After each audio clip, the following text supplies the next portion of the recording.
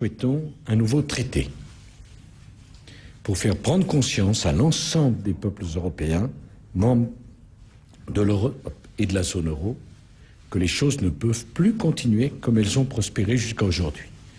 Notre préférence va vers un traité à 27 pour que personne ne se sente exclu de la démarche franco-allemande, mais nous sommes tout à fait prêts à passer par un traité à 17 ouvert à tous les États qui voudraient nous rejoindre. Nous souhaitons des sanctions automatiques en cas de non-respect de la règle du déficit inférieur à 3%.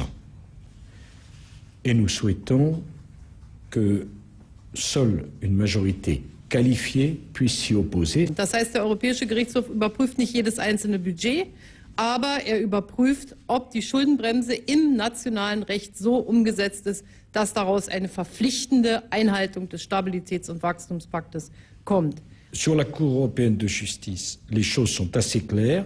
Comme l'a très bien dit la chancelière, la Cour européenne de justice ne pourra pas annuler les budgets nationaux. Ce n'est pas possible. En revanche, nous souhaitons que chaque constitution de chacun des 17 pays de la zone euro se dote d'une règle d'or sévère qui aille vers l'équilibre. L'Allemagne et la France, nous sommes tout à fait d'accord pour dire que les eurobonds ne sont en aucun cas une solution à la crise. En aucun cas.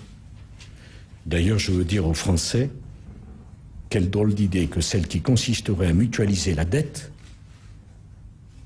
parce que l'Allemagne et la France payent pour la dette des autres sans pouvoir contrôler l'émission de la dette des autres. Nous avons toujours dit avec la chancelière que le cas grec était un cas particulier. Et ce n'est faire injure à personne que de dire qu'on ne peut pas comparer une grande économie comme l'économie italienne ou l'économie espagnole avec ce qui s'est passé en Grèce.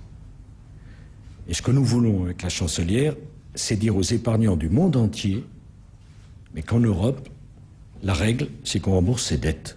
On réduit ses déficits, on retrouve la croissance et on rembourse ses dettes. Ergänzung, es ist doch ganz offensichtlich gewesen, dass insbesondere auch durch die Äußerung des früheren griechischen Premierministers Papandreou, man könnte ein Referendum machen, und wir dann gesagt haben, was würde das bedeuten, eine große Verunsicherung der Märkte eingetreten ist. Und diese Verunsicherung müssen wir überwinden, weil die Absicht, und sonst sind ja alle unsere Beschlüsse hier vollkommen sinnlos, die Absicht Europas ist, aus seinen Fehlern zu lernen, in der Zukunft Vertrauen aufzubauen und sich an die Schuldenregeln zu halten. Das ist die Botschaft. Und deshalb sagen wir, wir verfahren in schwierigen Fällen in Zukunft genauso wie der IWF, aber wir haben keine Lex Europa, die sozusagen die Anleger mehr verunsichert, als das woanders auf der Welt sein müsste.